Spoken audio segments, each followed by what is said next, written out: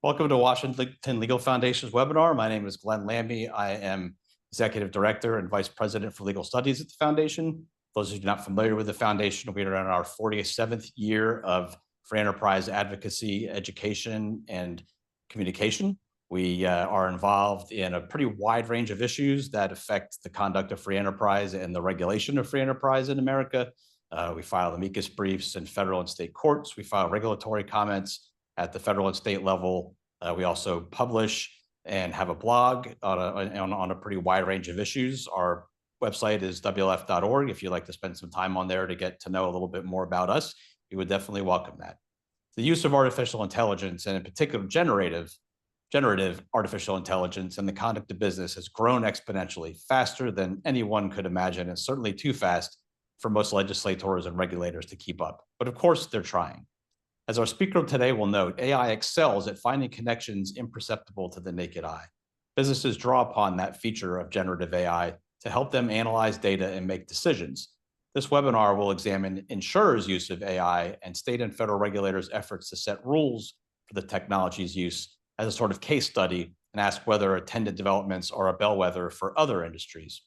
One perceived social harm, societal harm that occupies a lot of regulators' attention these days is the nascent concept of algorithmic discrimination. What this is and what regulators want insurers and other businesses to do about it will come into focus in the next hour. We're pleased to be joined today by Scott Kosnoff, who's a partner practicing in the Indianapolis, Indiana office of Faegre, Drinker, Biddle, and Reath. His practice focuses on artificial intelligence, big data, and algorithms, especially as to their impact on insurers, reinsurers, and financial services entities at the federal and state level. Scott is a past chair of the Federation of Regulatory Counsel and a past chair of the Insurance Regulation Committee, of the ABA's Torts Trial and Insurance Practice Session. We're going to be using a PowerPoint slide deck for the presentation. If you wanted to download a copy of that, the link to that is in the chat. We're also recording, just to let you know. And if you have any questions during the webinar, please use the Q&A function located in the Zoom webinar tool, and we'll address those questions towards the end. So I am going to share my screen, and then we will get started. Scott, I hand it off to you. Excellent. Glenn, thanks so much for having me today, and thanks for agreeing to run the slideshow. It's one less thing to go wrong from my perspective. I should say at the outset that I am not advocating today for a particular change in law or regulation. I'm here just to give you an update, a lay of the land of what we're seeing across the country, nor are we speaking on behalf of any particular client. These are my unfiltered views, such as they are. So let's get going. Next slide, please.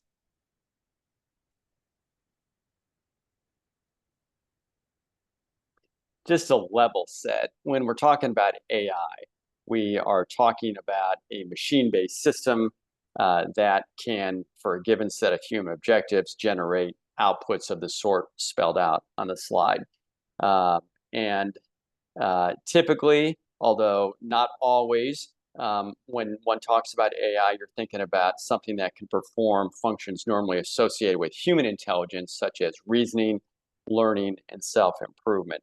When people talk about generative AI, they're talking about a subset of AI that generates content in the form of data, text, images, sound, or video. So if you've been messing around at all with ChatGPT or any of its competitor products, that's generative AI. Next slide, please.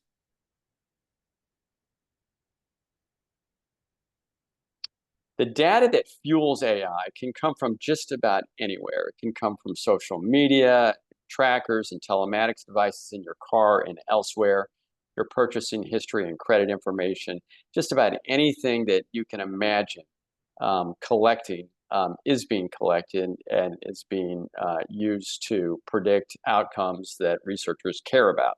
And that's frankly one of the things that makes AI so powerful, is that it enables researchers to discover previously unseen, unknown connections between all this data that they have collected and outcomes that they care about.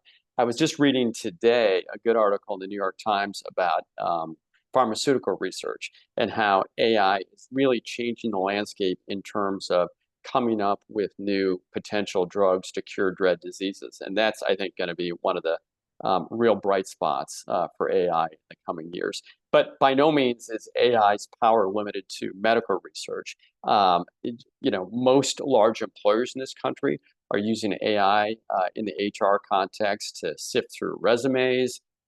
Some of them are using AI to conduct web-based virtual interviews. Others are using it to evaluate how those interviews go, or evaluate performance of employees and figure out who to promote and who to let go. Banks are using it for lending decisions. We're going to talk about what insurers are doing, and this is really just the tip of the iceberg, particularly with the advent of ChatGPT and other forms of generative AI. What those new tools did was essentially democratize AI. You don't any longer have to be a data scientist or a math major to use AI. All you have to do is be able to type or actually just speak into your phone, and amazing things can happen. And some of those amazing things that can happen can be good, and some of them can be problematic. More on that in a second. Next slide, please.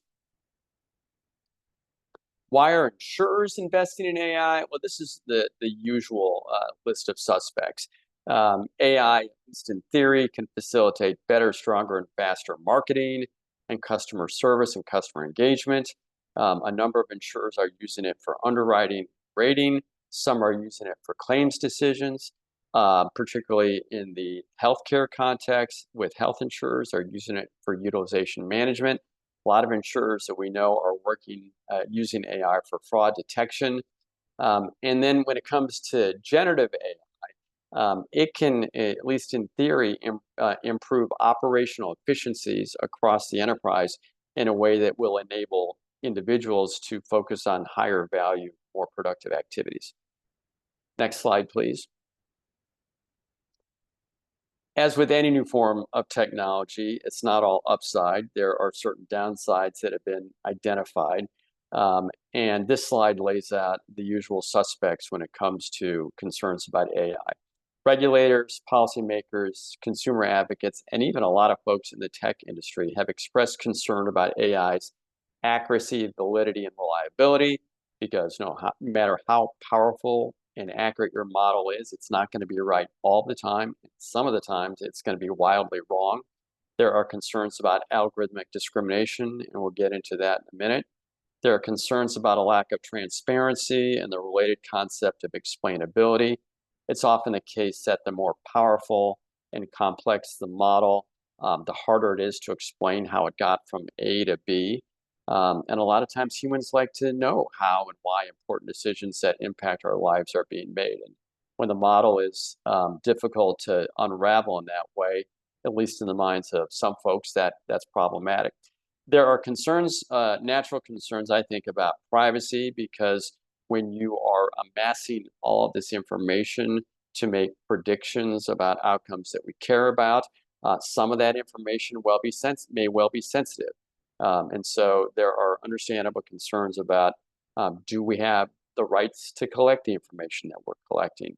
If so, do we have the right to use it in the way that we want to use it? And if so, are we doing what's necessary to try to safeguard that sensitive information and make sure it doesn't fall into the hands of those who would do wrong? And finally, there are concerns about safety, depending on the use case, or even with the advent of ChatGPT and other generative AI, there are concerns about human extinction, which I tend to lump into the safety category. These are the concerns that come up over and over again. And also with generative AI, we should add to that list, because now there are additional concerns about confidentiality and the potential infringement of property rights. When you take a look at these concerns, one thing that might jump out at you is the fact that none of them are really insurance specific, right? I mean, we're not talking about actuarial validity here. We're just talking about concerns about accuracy and discrimination and transparency, et cetera. These are exactly the same concerns that come up over and over again, regardless of use case. They're the same concerns that come up in the employment context. These concerns come up in the healthcare context, in the lending context, in the housing context. Just about anywhere you can imagine AI being used, these are the concerns that tend to get raised. And by no means are these concerns limited to the United States. These are the concerns that have been identified by global policymakers in Europe, Asia, and elsewhere. So anyway, these are the things that you will hear about over and over again. I think as a result of these ongoing, recurring concerns being expressed, given our litigious society, it's just a fact of life that as an insurance company, if you're going to be using AI, you're going to be unfortunately subjecting yourself to at least some amount of regulatory litigation and reputational risk. We'll talk later in the program about how you can go about managing those risks, but I think it's probably unlikely that we're going to be able to dial it down to zero. The best that we can do is try to mitigate it. I should also say, I'm a fan of this stuff. I'm a fan of this new technology. I think it's going to do amazing things. I think it already is doing amazing things. But those concerns keep popping up, and they're not unfounded. And so we just have to be thoughtful and smart about how we're using it. We mentioned a few minutes ago the concept of algorithmic discrimination. This is one definition of algorithmic discrimination that comes from an executive order from early in 2023. There are other versions of the definition out there, but they're all very similar. At its core, they're talking about instances where automated systems like AI contribute to unjustified differential treatment or impacts on people that fall within protected classes according to state or federal law. I think the key word in this definition is unjustified, and I would circle that. It's not any old differential treatment or any old differential impact that can get your organization in trouble or hot water. It's when you're having it's when you're having unjustified differential treatment or impact that things can get hairy. Next slide, please. All right, well, let's talk about what some of the evolving regulatory responses have been, first in the insurance industry, and then we'll broaden the lens a little bit. As you probably know, the National Association of Insurance Commissioners put out a model AI bulletin last December. At a very high level, it lays out regulatory expectations for insurers that use AI systems. Here's the definition of AI system that's taken straight from the bulletin. At a high level, the bulletin requires that insurers who are using AI adopt a governance and risk management framework, and it also encourages them to test for, among other things, unfair discrimination. Next slide, please.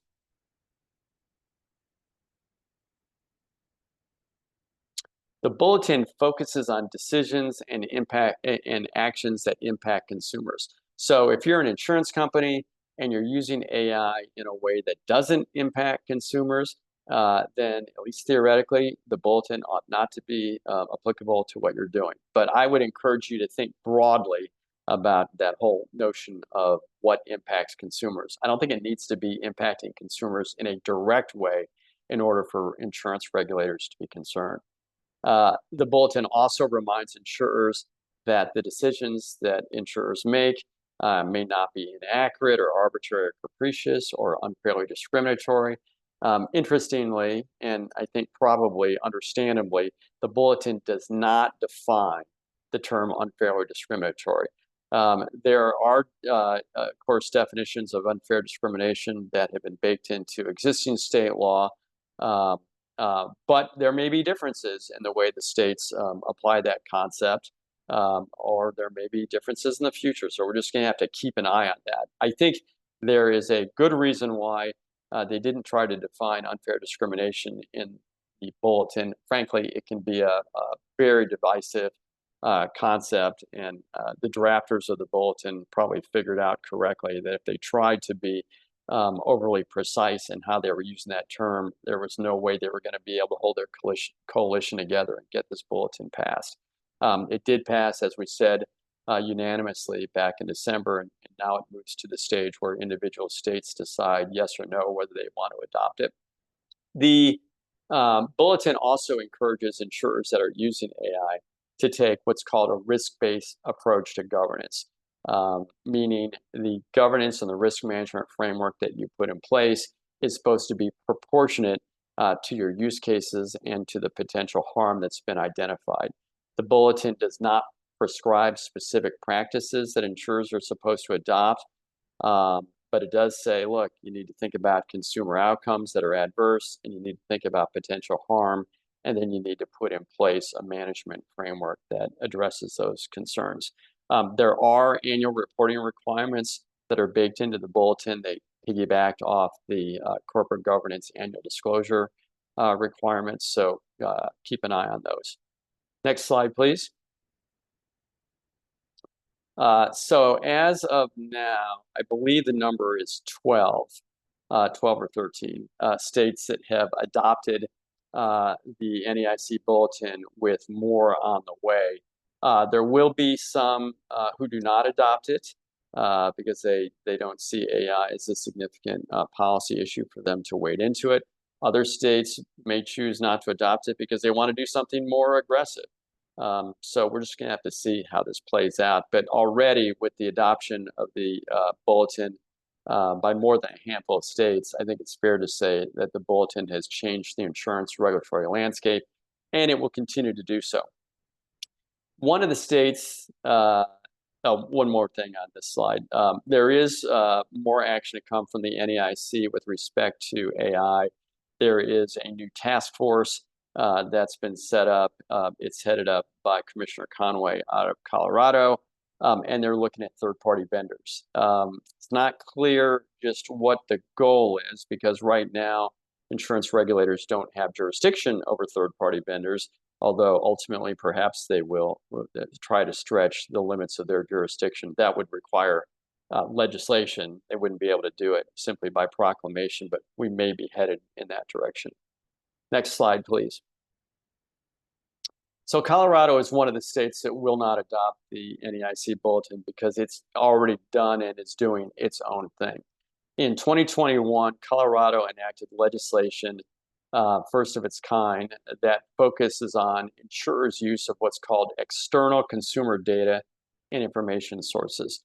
ECDIS is a defined term, and this is some of what makes that laundry list: credit scores, social media habits, purchasing habits, court records, and more.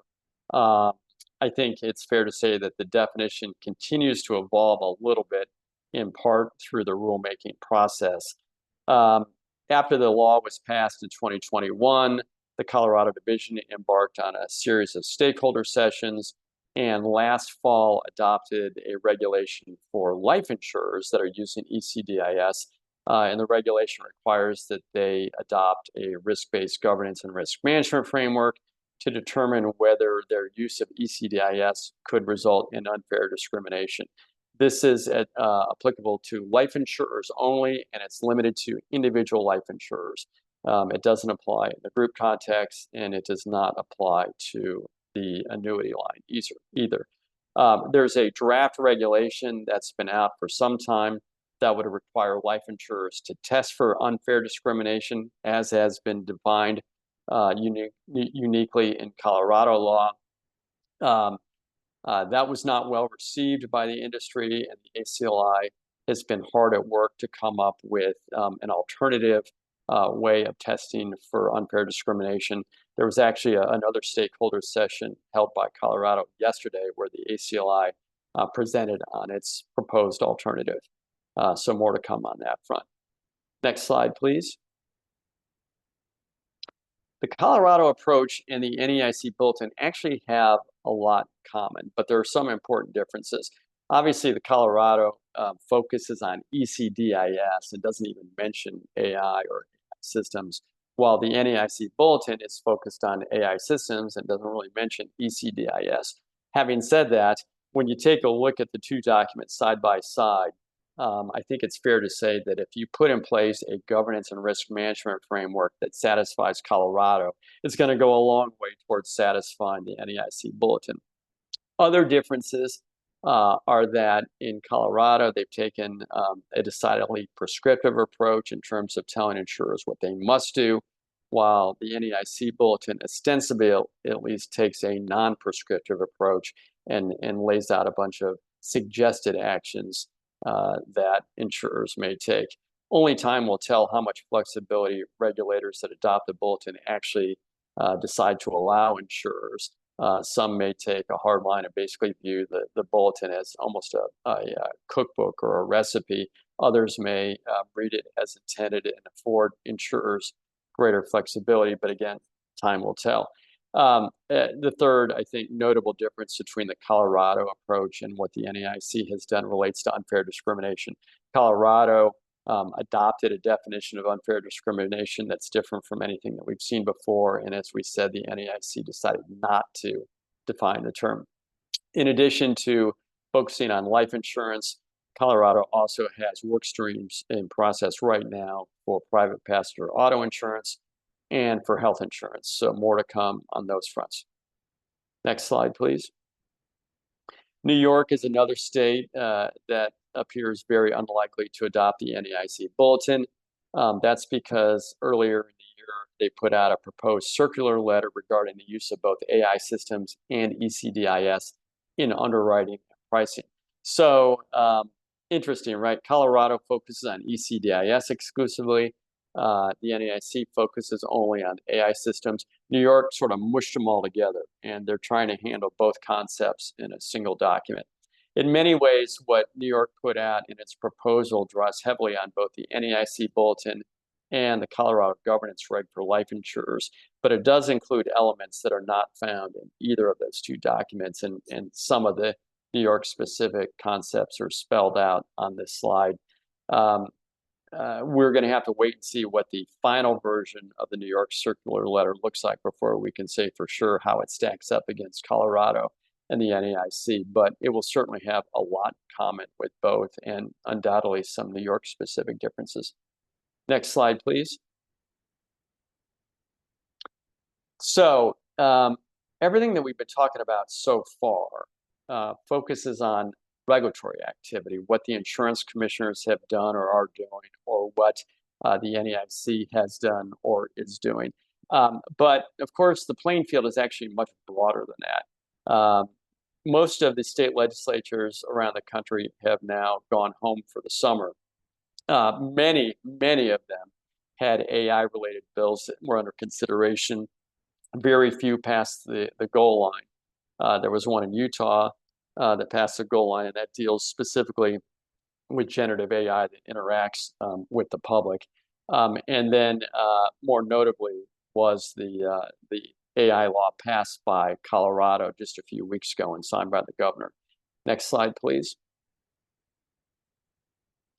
The Colorado governor signed the AI law in May, which made Colorado the very first state to require developers and deployers of what are known as high-risk AI systems to exercise reasonable care to prevent, here it is again, algorithmic discrimination. The Colorado bill, in many ways, was similar to one in Connecticut that failed earlier in the year, and there are analogous bills that are pending elsewhere, including in California. It sort of divides the world into developers, excuse me, and deployers, and it imposes affirmative obligations on both groups that are in some ways similar, but also important differences are there to be studied as well. The new law in Colorado applies to AI systems that make or that are a substantial factor in making what's called a consequential decision. And it's not just any old consequential decision. It's a consequential decision involving education, employment, lending and financial services, government services, healthcare, housing, legal services, and insurance. But before we get too concerned on the insurance front, it's important to note that the Colorado law has an important and large carve-out for insurers that are subject to the ECDIS law that passed in 2021 and any rules adopted by the commissioner. So if you're an insurance company and you're subject to Senate Bill 169, as the ECDIS law is known, and the rules adopted by the governor, then, I'm sorry, rules adopted by the insurance commissioner, then you will be deemed to be in full compliance with the much more recent AI law. On the other hand, if you're exempt from SB 169, then and you're using AI in Colorado, then you need to take a hard look at the Colorado AI law and figure out what it means for you. Next slide, please. There's an awful lot in the AI law, and we don't have time to go over all of it. But there are a couple of things that we want to cover for sure. There are affirmative obligations that as we said, that are imposed on developers of high-risk AI systems.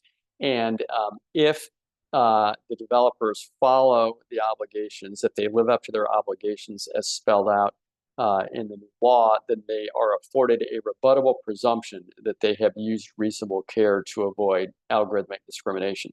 The same is true of businesses that deploy high-risk systems. They're subject to the same requirement that they exercise reasonable care to prevent algorithmic discrimination. But if they do everything that's in the law, they also benefit from a rebuttable presumption that they have acted with reasonable care. At a very high level, deployers of AI that are doing business in Colorado have to adopt a risk management policy and program that will govern the deployment of their high-risk AI system. There are extensive impact assessment requirements. There are also extensive transparency requirements. So suffice to say, if you are an insurance company and you're doing business in Colorado, you better hope that you are subject to SB 169 and the ensuing rules, because if you're subject instead to the new AI law, I think the burden has just gone up considerably. The AI law vests the Attorney General in the state of Colorado with the exclusive enforcement authority with respect to the act. There's no private right of action. It goes into effect February 1, 2026, so there is time. One sort of late-breaking bit of news out of Colorado, officials in Colorado recognize that this is a very burdensome, onerous set of requirements, and at least some of them, including the governor and the AG, have said, look, we're gonna do what we can to revisit this law and make it more manageable, make it more livable. They're not trying to kill innovation. They're trying to walk that tightrope between facilitating innovation on the one hand, but also avoiding algorithmic discrimination on the other. Next slide, please. It's very easy to think, given what the insurance professionals who are tuned in today do for a living, that the insurance industry is being sort of singled out or targeted for special burdensome treatment when it comes to the use of AI or ECDIS. But that's really not true. I think if you broaden the lens a little bit and look at what's happening at the federal level in particular, you see that just about every sector that's using AI has come under scrutiny for exactly the same concerns that we talked about earlier today. So there have been pronouncements by the White House and every other federal agency or department listed on this slide. Much of what had been sort of released in terms of guidance or proclamation was, I would say, inconsistent at times, and also it came out in sort of a herky-jerky way, right? I mean, it felt like one department may have been getting out ahead of another, or one agency was taking the lead and others were trailing, and they weren't necessarily all singing from the same hymnal. That all changed. Next slide, please. With the release last October of another executive order by the president, this one specifically dealing with AI.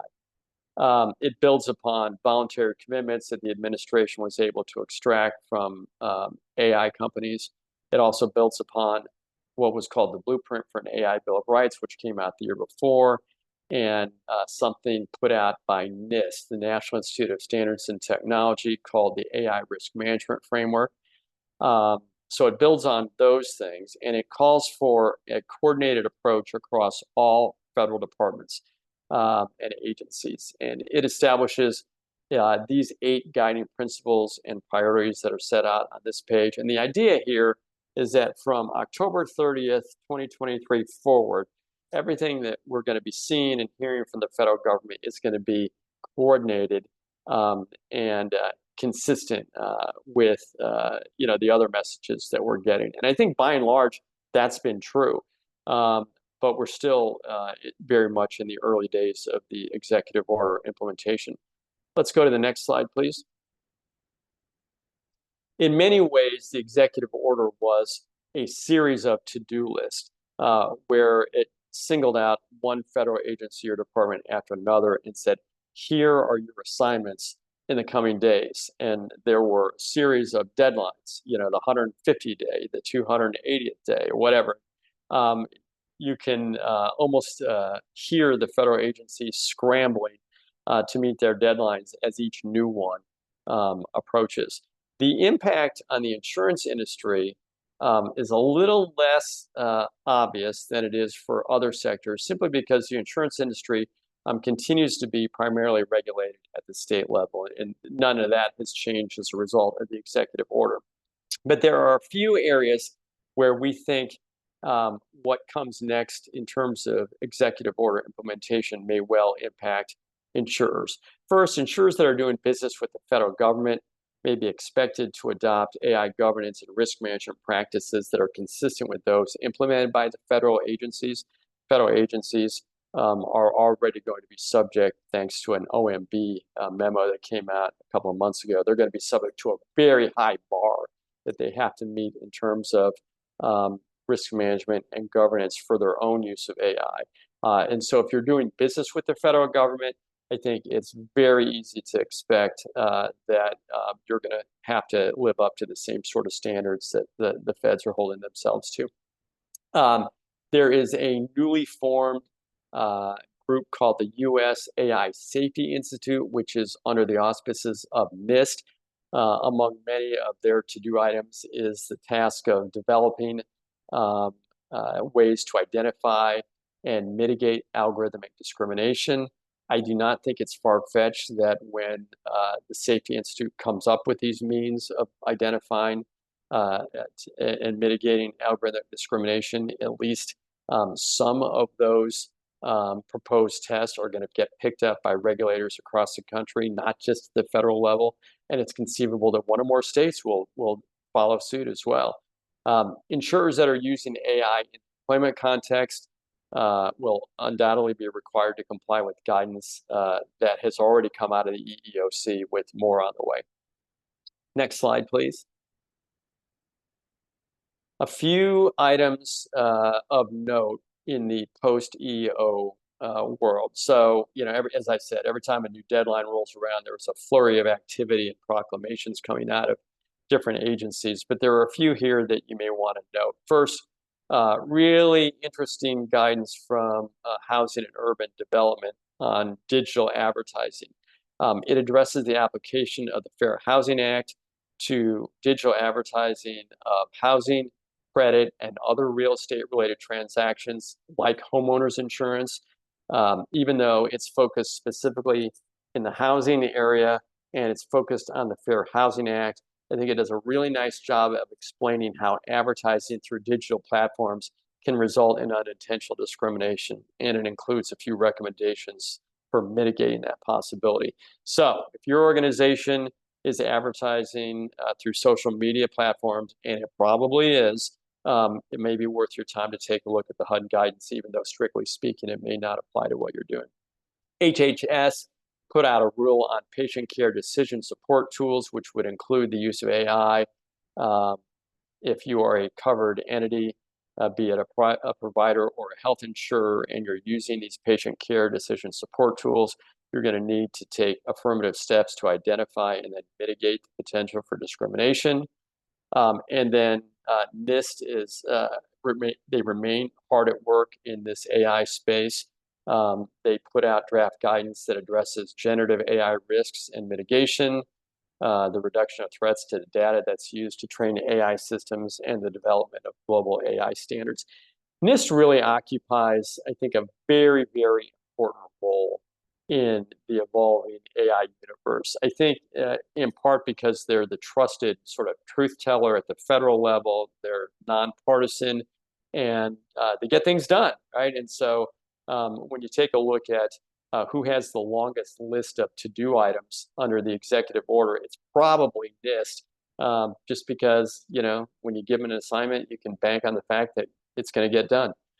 Next slide, please. All right, so we've talked about the regulatory sphere, we've talked about state legislation, we've talked about federal sphere. We ought to mention that Congress also has paid an awful lot of attention to AI, and Senate Majority Schumer actually had put it on his short list of legislative priorities, coming up with meaningful AI legislation. I think that's proving to be a heck of a lot harder than they thought it would, which can be good news or bad news depending on your perspective. I think Congress's inaction or inability to take meaningful action on the AI front may actually open the door for states like Colorado or California or others to fill that void. So it's sort of pick your poison here. I think most folks would say better to have a single set of rules to comply with nationwide than have to deal with Colorado and California and whoever else comes online. But that's tough. It's a very tough thing to accomplish given our congressional framework right now. Of course, it's not just about legislation or regulation. I think there's a real potential for risk of litigation in this area. We've already seen a handful of high-profile cases filed against insurance companies. All of those, of course, are being vigorously defended, and we're just going to have to wait and see how that plays out in the courts.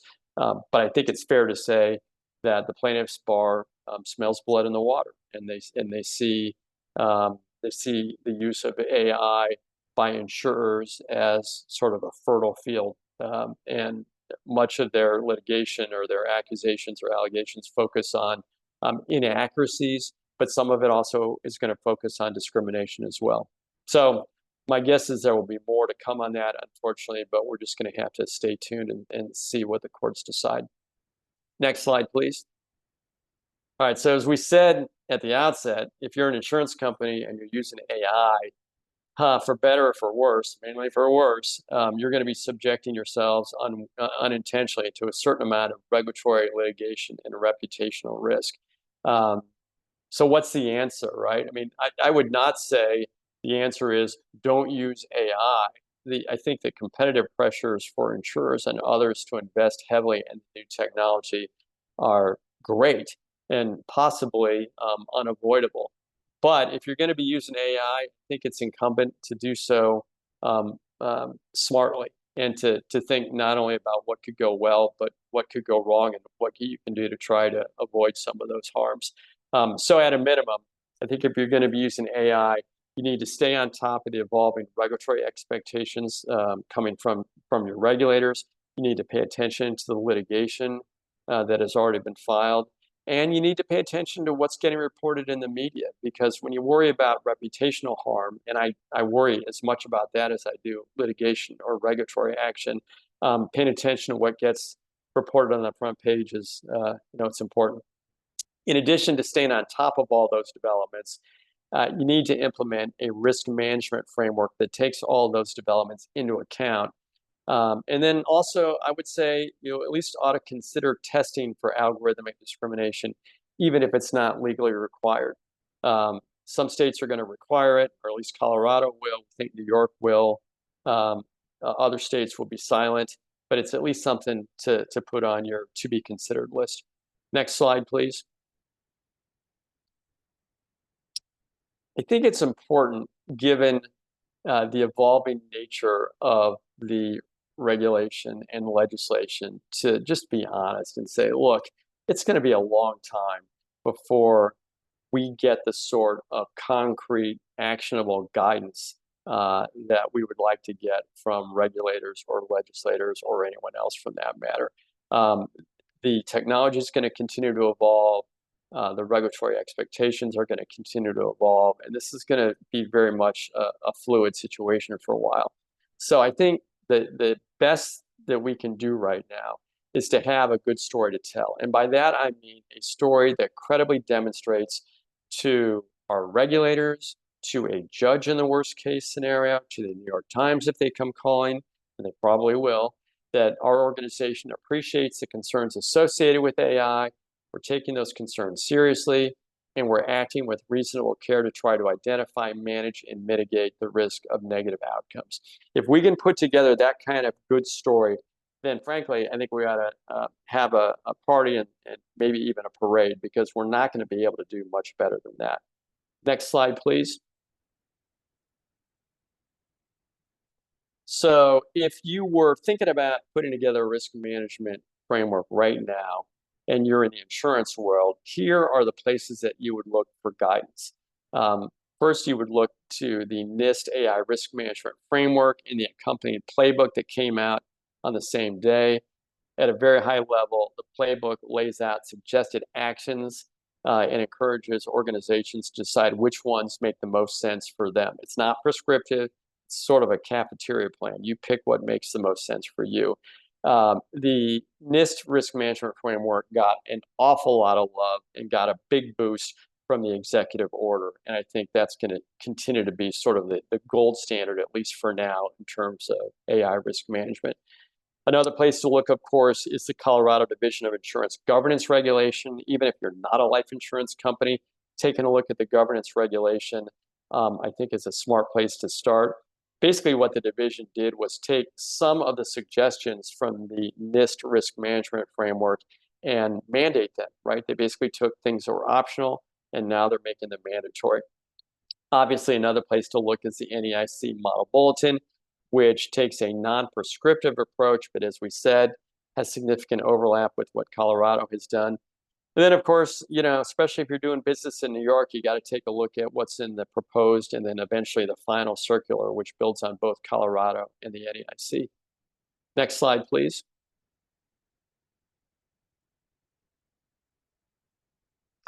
So at a very high level, your risk management framework ought to be an extension of your ERM, and it ought to look and feel an awful lot like your existing compliance programs. It's not like you've got to travel to some distant planet and come back with something entirely new. What you're coming up with ought to feel familiar. It's just going to be specific to AI and concerns that have been expressed about AI. So a number of companies that go down this road have adopted high-level principles, as are required by Colorado. They go about putting together a cross-functional, multidisciplinary governance committee. They adopt written policies and procedures that, among other things, clearly assign responsibility and accountability. There is training and supervision to attend to. It's not just about adopting a framework, but you actually have to monitor both your framework and your use of AI and make sure that they are acting as intended. And to the extent they're not, you got to be prepared to take corrective action and do so quickly. We already talked a little bit about testing and how it will be required in at least a couple of states. You also need to have appropriate involvement by senior management, and depending on who you're talking to, by your board of directors as well. No one is suggesting that your board of directors needs to become expert in all things AI. Far from it. They've got bigger fish to fry, much more important things to worry about. But I would say at a high level, your board ought to be able to explain how the organization is using AI, what risks have been identified, and what the organization is doing to try to mitigate those risks. Again, not in a very granular way, but at least at a high level to understand what's going on within the organization. And then it's important to have appropriate documentation. It's not enough to sort of talk the talk. When the market conduct exam team shows up, you want to be able to provide documentation that shows that you've actually walked the walk. Next slide, please. We talked a minute about governance committees. If you are an insurance company and you're looking at putting together a governance committee, you want to have representatives of the affected areas of your company. This is sort of the list of usual suspects on who might be considered. The idea here is that the issues that come up in the AI context are not neatly pigeonholed into purely legal or purely actuarial or purely marketing or whatever, right? They tend to cut across disciplinary lines. And so you want to have different areas of expertise represented on the governance committee so that you can attack it holistically and thereby get at a better answer than you would if it were only lawyers or only actuaries, for example, trying to come up with the answers. I believe that diversity among your governance committee members is critical too. Given the focus on discrimination against members of protected classes, I think your governance committee ought to be sufficiently diverse to include views and perspectives of historically underrepresented populations. I think that's the only way to avoid blind spots. Not to be overly blunt, but if everyone on your committee looks like I do, I think you're just going to have some blind spots. Next slide, please. The basic approach here, what we're trying to accomplish, is institutionalizing critical thinking.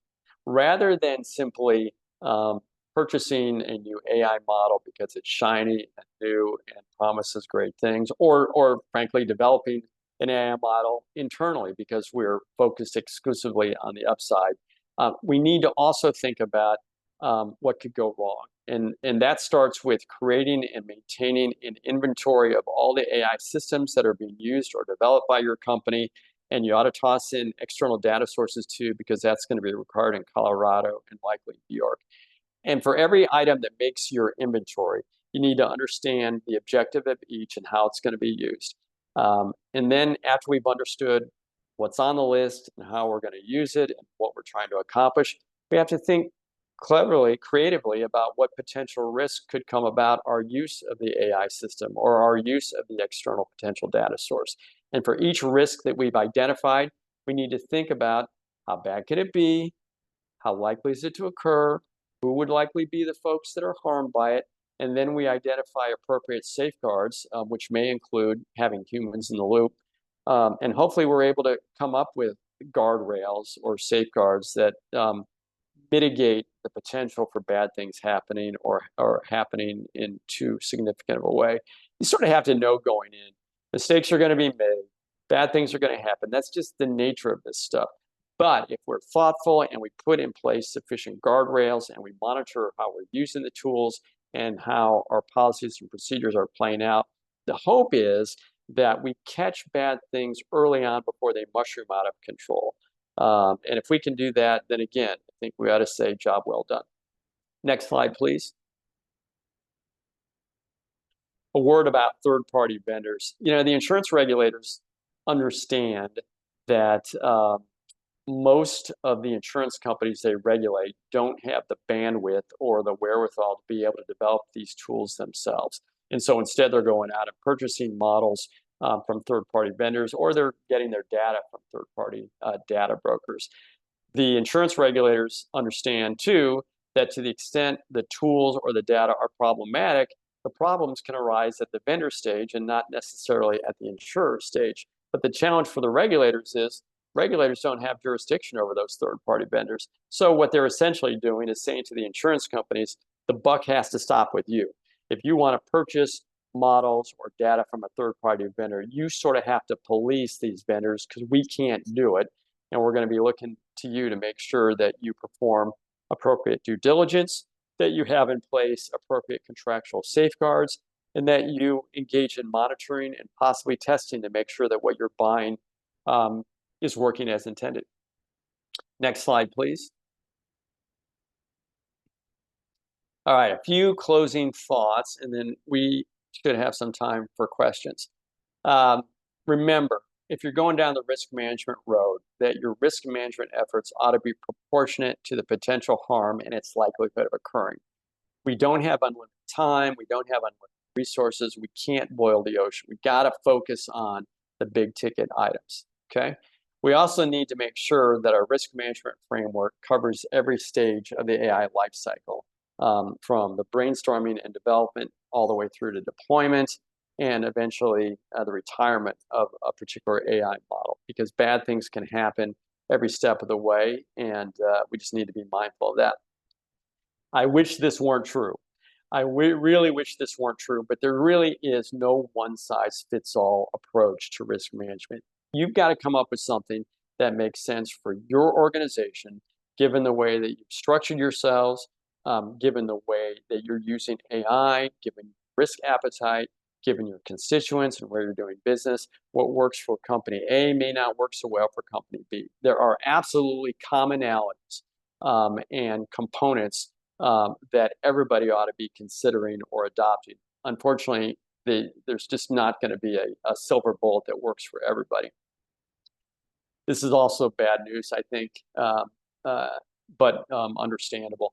Given the way that the technology is going to continue to evolve, and the fact that we use it, the way we use it, is going to continue to evolve, and the fact that the regulators' expectations are going to continue to evolve, we're going to need to reevaluate our risk management frameworks periodically to make sure that they're keeping up with the latest developments.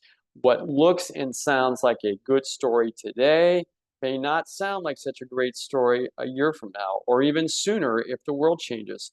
You know, it wasn't so long ago that ChatGPT hadn't been invented, or at least, you know, for the rest of us, we hadn't heard of it yet. And the world changed very, very quickly, almost overnight, in a way that changed both the upside potential of AI and the downside potential of AI. So this thing has to be fluid and it has to evolve over time. Got to understand too, no compliance program is perfect, and the same is true in the AI sphere. Bad things are going to happen, but it's our job to try to mitigate the possibility of those bad things from happening and try to catch them before they grow out of control. And always remember the goal of having a good story to tell, one that demonstrates that we understand the risks associated with AI and that we are taking reasonable steps to try to mitigate bad outcomes. Before we open the line for questions, wanted to point out, Glenn said that this slide deck will be available for downloading, which is great. Have at it. There are a couple of things later in the slide deck that we ought to whiz through quickly. If we could move to Appendix A, Glenn, one more, I think. All right, so in Appendix A, there is a lot of detail about Colorado. It takes a much closer look than we were able to do. And then let's go to Appendix B if we could.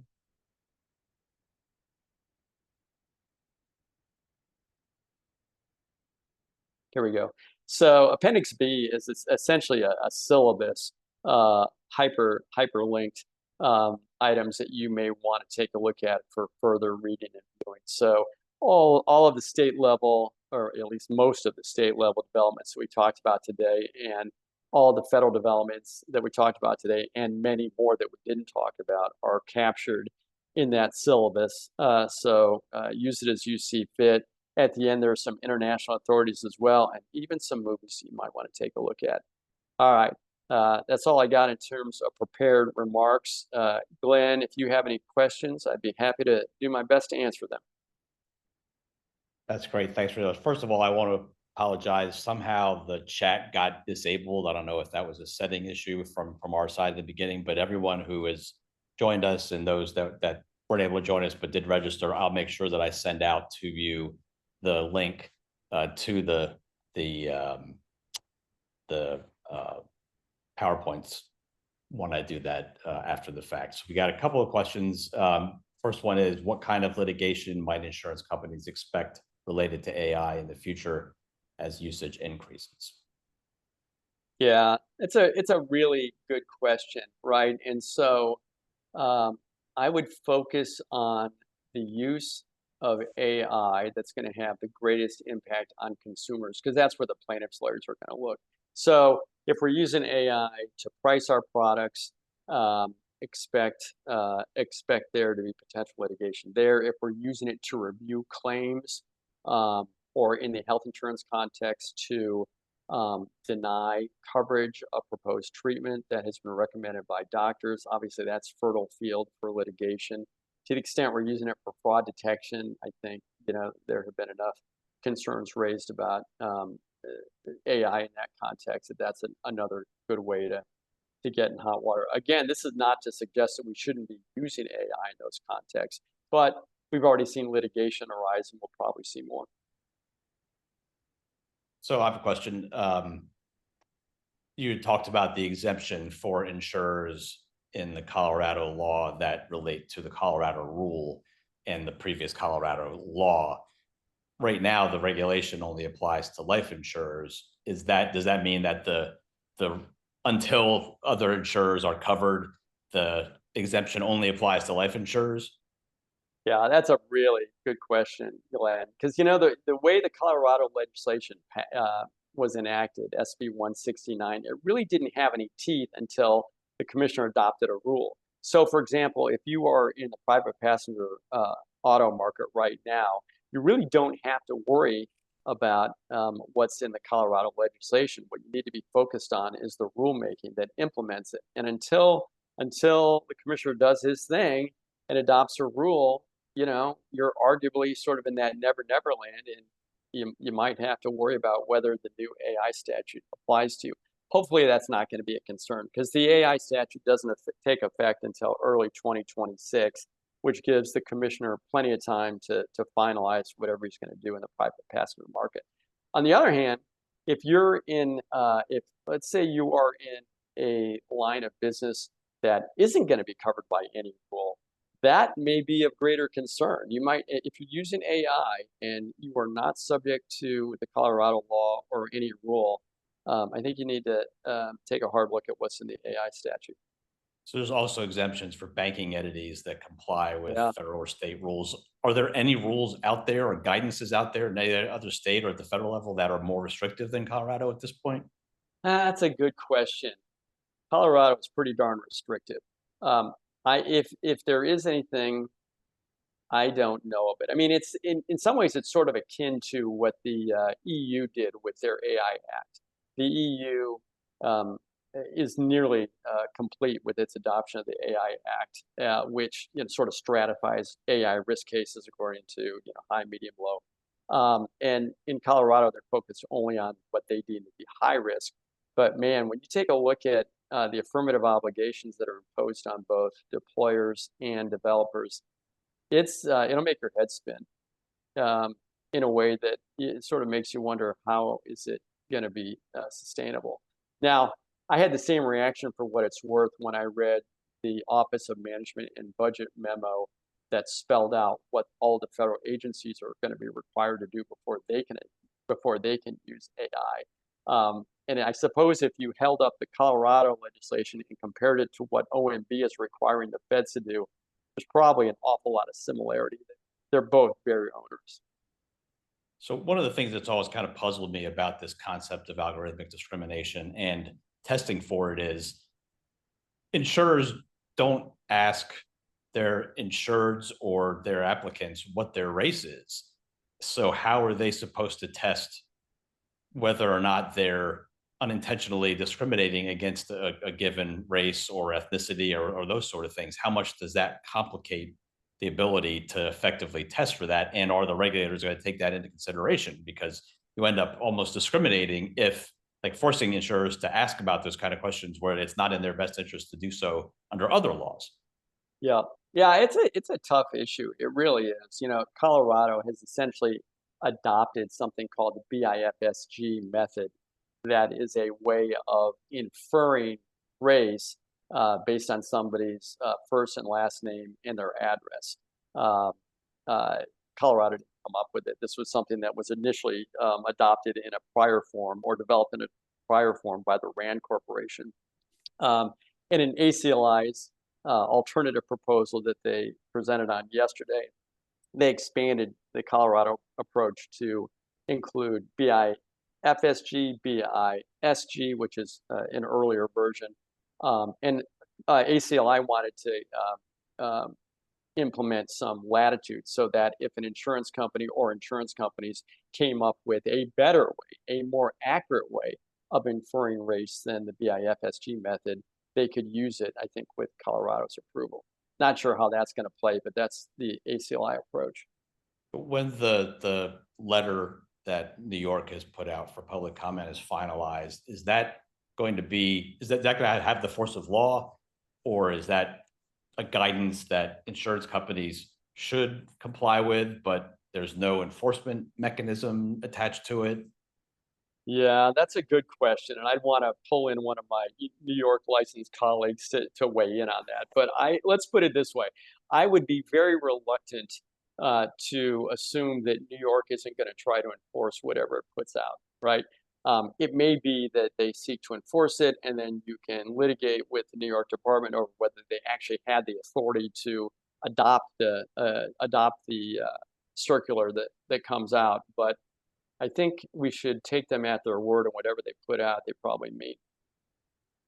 One last question for you before we finish up. The Colorado law states that a violation of the law is also considered to be an unfair trade practice. Was that just kind of piling on, or does that have independent significance above and beyond just the law itself? Yeah, that's a good question. And most states, maybe all states, have unfair trade practices that are outside the insurance code. Right. So The we have, little FTC acts. yeah, that's exactly right. And so what they've done in Colorado is added to the laundry list of what constitutes an unfair trade practice outside the insurance code, and that carries with it undoubtedly, penalties, fines, that sort of. Right. And it sort of begs the question whether or not plaintiffs' lawyers will be able to bring unfair trade practice actions for violations of the Colorado law, even though the Colorado law does not allow a private right of action. Yeah, that's interesting. I hadn't really thought about that possibility, Glenn. They certainly went over. I think they bent over backwards in the legislation itself to make it clear that that shouldn't happen, but that doesn't mean it won't happen, right? Right. Well, thank you everyone for joining us today. Scott, thanks so much for taking an hour of your time today and going through your slide deck and offering your thoughts. I have a feeling we may be right back here at some point in time in the very near future. As I said at the outset, this is really moving fast, and I think that the impetus to try to utilize the technology is very strong, and the sort of counter impetus of government to make sure that it's being used effectively and safely and protecting consumers is just as strong. So this is going to be, I think, an ongoing discussion as we all can expect. Again, thanks so much for joining us, and everyone have a wonderful day.